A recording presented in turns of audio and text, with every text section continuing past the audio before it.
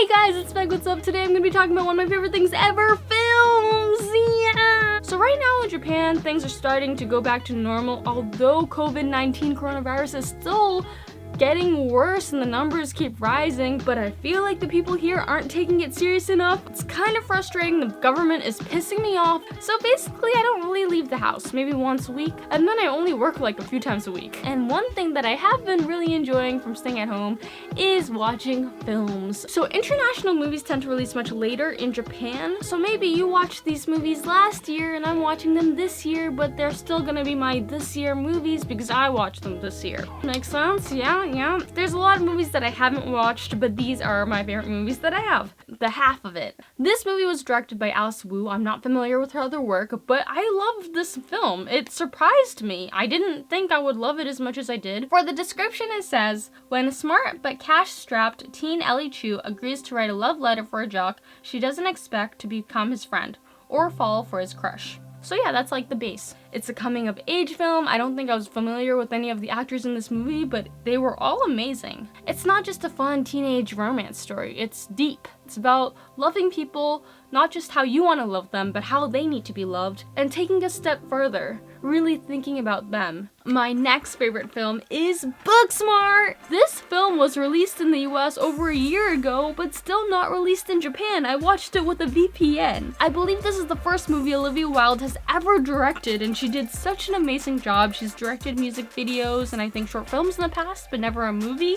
They filmed this movie in under a month. I think she said it was like 25, 26 days, which is mind-blowing. This movie is starring Beanie Feldstein and Caitlin Dever that are playing two best friends that are very smart, that did not have fun in high school and tried very hard, and then they find out towards the end of school that their classmates that were partying also got into great schools, and then they're like, oh my goodness, we need to party. This movie is very funny. Olivia Wilde's partner, Jason Sudeikis, is also in this film as the principal. I'll definitely watch this movie again. I have already replayed some of my favorite scenes. I just love their friendship, and it's so genuine, and it's about two smart girls. Next movie! My next film that I freaking love and watched at the movie theater twice is Jojo Rabbit. Jojo Rabbit was directed by Taika Waititi. He is brilliant. I'm so excited for his filmmaking journey, and I need to watch everything that he's made so far, and I'm gonna watch everything that he makes from now on. Scarlett Johansson is also in this movie, and she's one of my favorite actresses, probably because of the recent movies she's been, which have been so good, and her acting. There were so many great characters in this film, but she was one of my favorites. This is a comedy film about the Nazis, Hitler, World War II, and it could have gone terribly wrong, but he made it and it was great. It sounds like a crazy insensitive idea, but he didn't just pull it off, but he just made a killer film. It's comedic, but still true. I feel like they don't take the jokes too far where it's offensive, but it's still really funny. It's a movie based on history and true events, but told in a comedic way.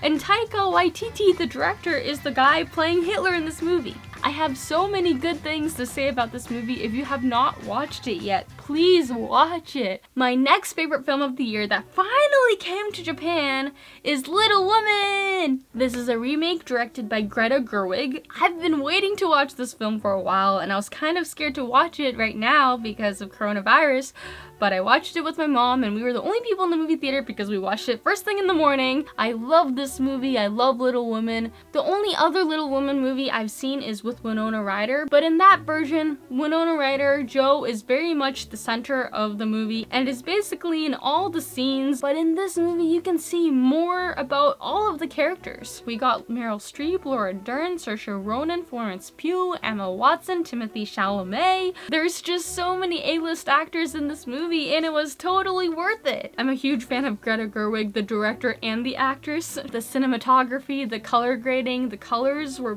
beautiful. I feel like if you haven't watched a Little Women movie or haven't read any of the books, then this movie could be slightly confusing. It goes back and forth a lot. This movie is about sisters, family, following your dreams, strong women. It's a very loving, inspiring movie. You might feel like you've already watched a Little Woman movie, but you have not seen this Little Woman movie, and this is a version that you need to watch.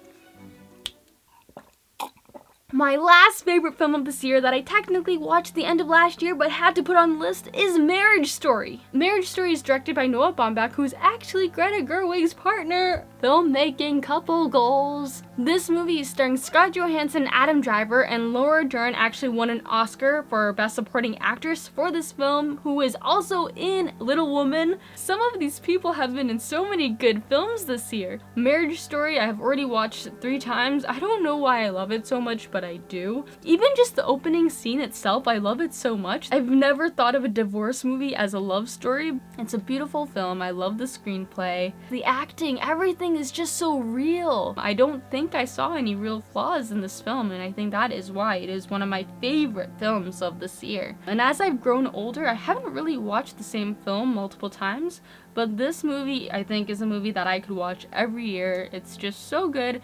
And even if I know the story already, I still feel like I can appreciate the film. I think that's about it for my favorite films of the year. Let me know what your favorite film of the year is in the comments below. Thank you so much for watching this video. Give it a big like and have an amazing week and keep doing you.